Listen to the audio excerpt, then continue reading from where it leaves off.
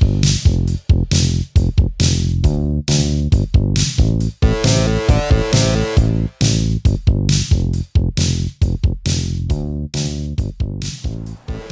guys, we're on to part 2 of my Redken certification video. So, I already have my up to 7 mixed up, it's ready to go. I have my foils, I have my foiling comb, and I have my gloves on. So we're going to start with her.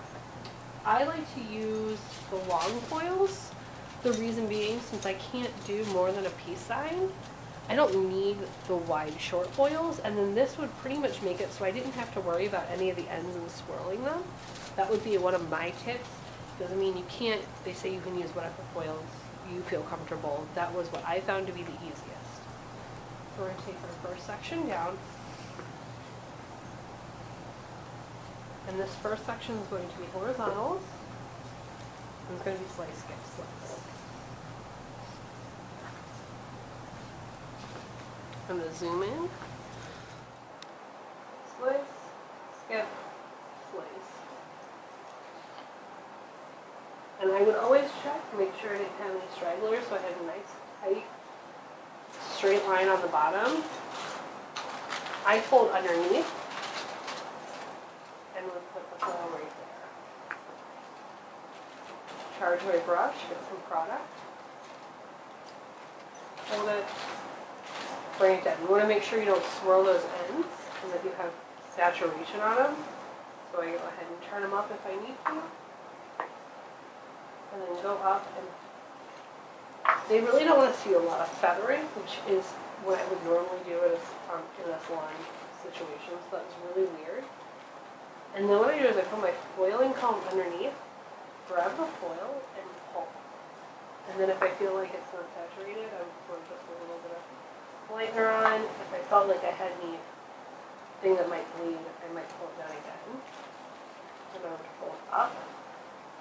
And making sure not to over direct. Do one corner and then the other corner. Now this should be nice and tight, taut. I should be able to pull on it. Pull it up if I, if I was in a salon situation, I should be able to do a retouch underneath it.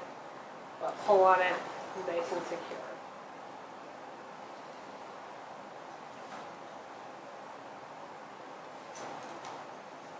Now when I was practicing for certification, I started by not timing myself and doing these as perfect as I possibly could.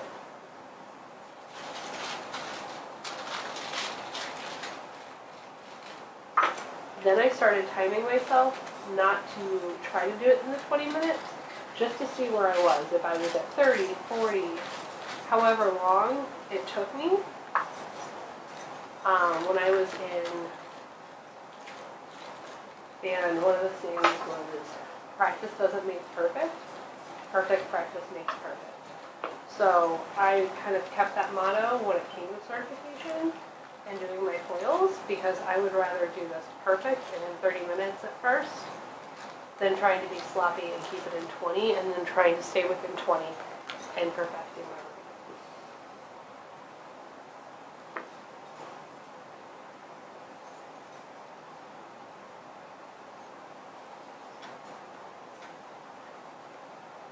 And then once I got to a little bit bigger section, to keep it in that peace sign, I would do my skip and my slice, and then my skip, or then my slice, and then I might have a little bit of a skip on the end. That way I didn't need to use 2 foils. Very important for certification that you don't go bigger than a peace sign, and you're not doing way too wide of sectioning, because they will take off points. And when you only have 5 points that you can get on the entire thing, it's very important not to lose one over something silly like taking too big of a section. But also you need to do this whole thing in 20 minutes, which I think is very crucial. I'm trying to do this where you guys can see, so sorry if these are slightly messy, just because I'm trying to not block my camera with my shoulder. So again, this is a pretty big section. So I'm going to do a skip, a slice, a skip, a slice, and then I have another skip, And then I'm going down here and make sure I don't have any stragglers. In real life, I'd be working more in front of the section I'm working on. But since I'm trying to do this for the camera, it's kind of awkward. I'm going a little backwards. And then I also want to make sure I don't just swirl those ends, and I'm actually just placing them up in the foil.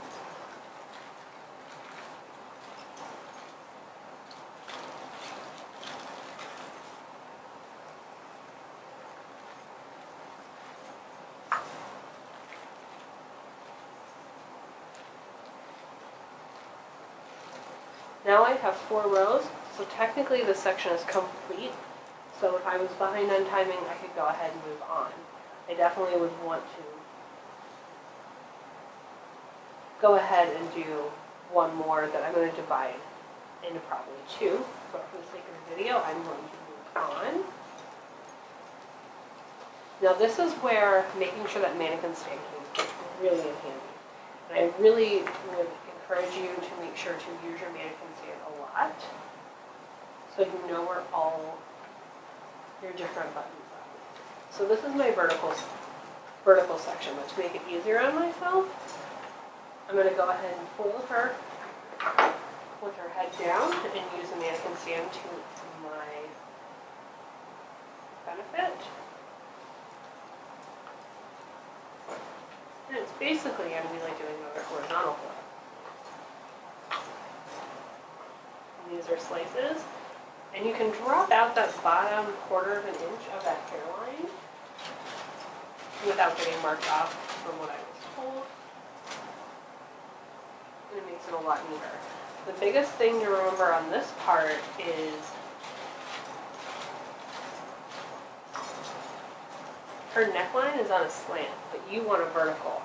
So really make sure that you're not doing these at all diagonal. And go look at that center part that you have, or even the angle of this tripod. And one thing I was told to kind of help secure these, push this up just a little bit, not really directed, but you'll have a nice tight foil.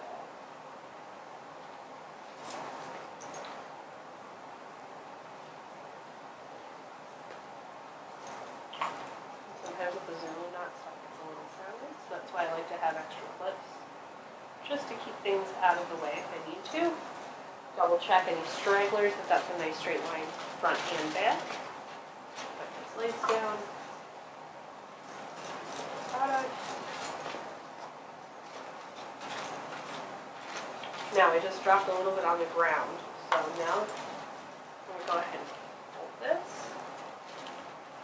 That way I don't lose my tension.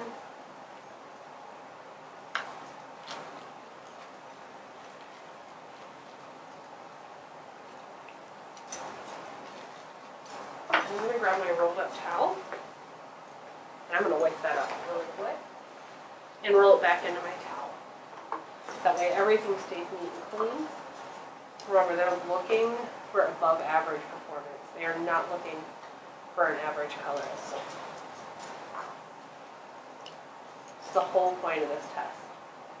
That's why it's so awesome when people pass it, because it really does mean that you are doing above average work. That's why they don't let you get a 70 or 75 on the test. And a lot of the sections are 85, and because they want to see above average work. They don't want to see average work.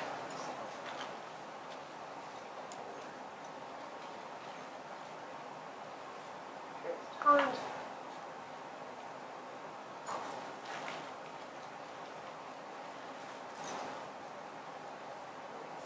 Just a little bit up, but I still want to hold it so that I'm not over direct.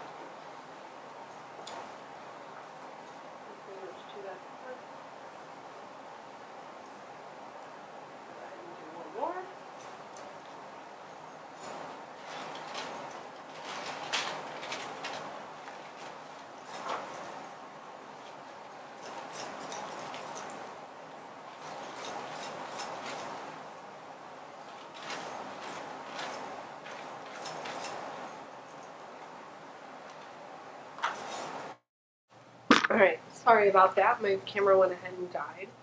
So.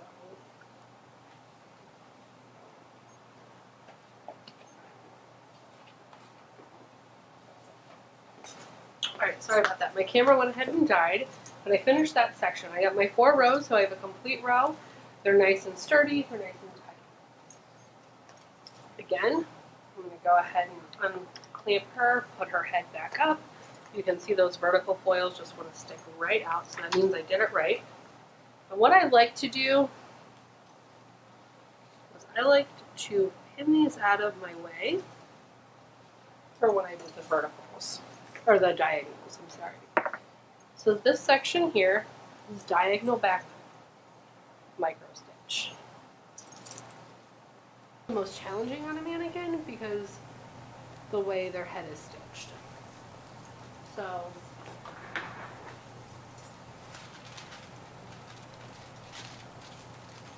can see now why I pushed those to the side. We're doing micro stitches. So this next section is right about that peace sign. So I'm going to go ahead and do that. Making sure, again, there's nothing stuck underneath. There's no stragglers. Getting nice tight foil. And I'm not, if you notice, I'm not putting product all the way up yet.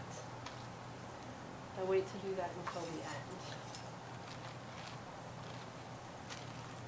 Tighten that up real nice. And then with barely any product on my brush, I go back in.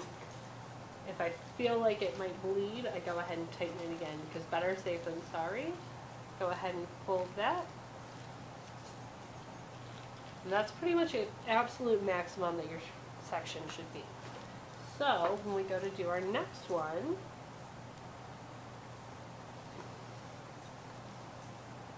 and we want to make sure that we're not getting vertical or horizontal on those diagonals. They will take points off for sure.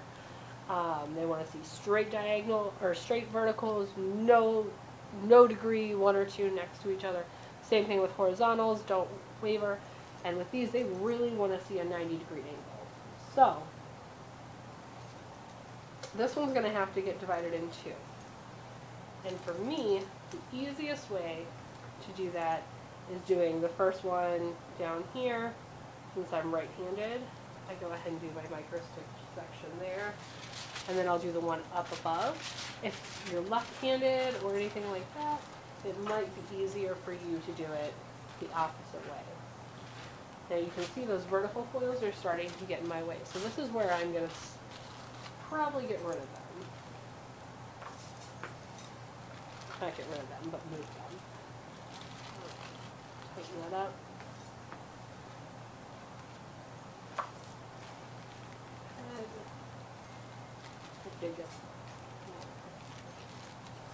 So I'm going to pick these up so I don't mess anything up, and then I would undo the clip and push them over. A lot of times I'd re-clip them over here because I want them to stay snug and not try to move or anything. I do my second micro stitch, and it looks like I've got 1 or 2 little guys that are sticking out. Go ahead and make sure those stay flat.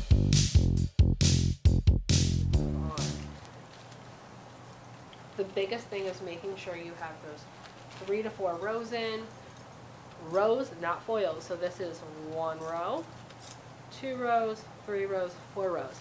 This is going to be enough for them to grade. If you have less than this, they're not going to be able to grade it, and you're automatically going to fail. So make sure, if I'm at the 5-minute warning, I'm going to go ahead and move on instead of taking my next one down. If I'm not at my 5-minute warning, I would keep moving. I mean, it's 20 minutes and it's 4 sections, so ideally 5 minutes, 5 minutes, 5 minutes, 5 minutes. These top 2 are going to take a lot longer. So when I was practicing, I went at 3 minutes, 3 minutes, 7 minutes, 7 minutes. That gave me enough time to get more of these in, because I'm going to have to break these up. If you are not breaking up your diagonals into 2 foils because they're not bigger than the peace signs, your sectioning is wrong. If you're getting foils that are bigger than a foil, at least 2 of your rows, they said, need to be 2 foils. For you to have your sectioning correct and not be going too big on your piece sides. So if I was 5 minutes, I would stop and then move on. How I felt about it is I could always finish this section and come back. So once I got 4, I started moving on, especially if I was under the 5 minutes, because I'm probably not going to finish this one up if I leave myself less than 5 minutes. I found this to be the most difficult section there is when I was practicing. This is my diagonal forward,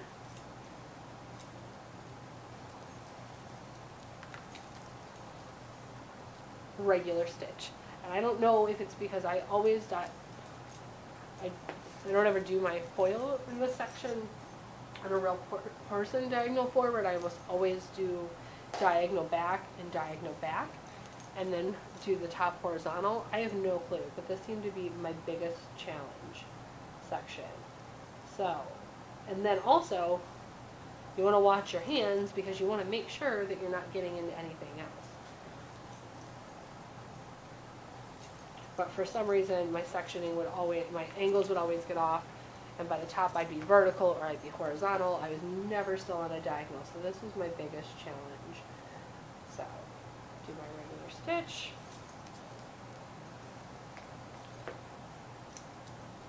And I actually made mine a little exaggerated as a regular stitch, since my micro stitch is usually a little smaller than what I was doing on a mannequin. But because the way the mannequin's hair was, especially towards the end, my mannequin was just, I used lightener every single time because I wanted that consistency. I tried doing conditioner, and every time I did conditioner, my timing was absolutely phenomenal for some reason. I think it's because of like consistency of the conditioner. I wasn't as worried about bleeding or something. Like I always just, I ended with like, I would be timing it like 30 minutes, and all of a sudden I would finish in 22. And then I was like, oh my gosh, awesome. And I would like go back to lightener and I'd be back right back where I was. So.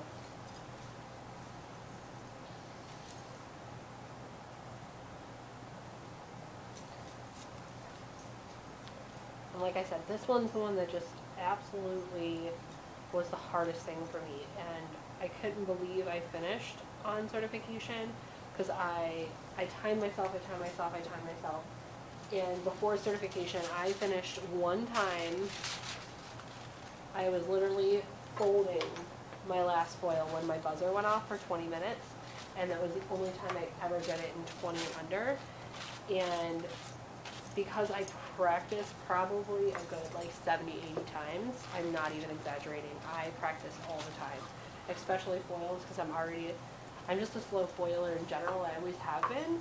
So like this part scared the bejeebus out of me. Like I was terrified that like I wasn't going to finish, or I was going to drop my foiling comb and spill my bleach. My mannequin head was going to go flying off. So since I am a slow foiler, I was like, I have to have this down. Like I have to do this a million times as perfect as possible so that when certification comes around, it's just muscle memory. And that's exactly what it was on the day of the test. And I can tell if you go through all this stuff and you practice a ton, you're going to show up and you are going to wonder what some of the people were doing. But if you look at it, we got 1, we've got 2, we've got 3, we've got 4. So if I were to leave my mannequin like this, in certification I could get as high as a 4. I would need to go in and complete these 2 sections to be able to get a 5 on these top 2 sections, since they technically are incomplete. But this is enough to pass, which at the end of the day is what it really matters. So, like I said, so if I got my 5-minute warning now, I would go in, finish this section, that way it's complete, and go back in to this section and make that complete and try to finish it. If you're mid-foil, like if you're trying to fold, you're allowed to fold and then put your stuff down once they call the 20 minutes, and then you have to walk away and watch them literally go through, and they'll go through. They're going to be looking for your spacing. They're going to be looking to see if they're tight.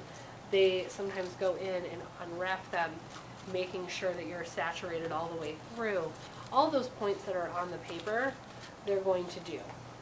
The biggest thing is not to freak out, not to panic. You drop your head. I dropped my head at prep night. So when I was at prep night, I just kept going. I went back, I tightened them up, and I finished. So say you're done. Say you finished everything. They haven't called time.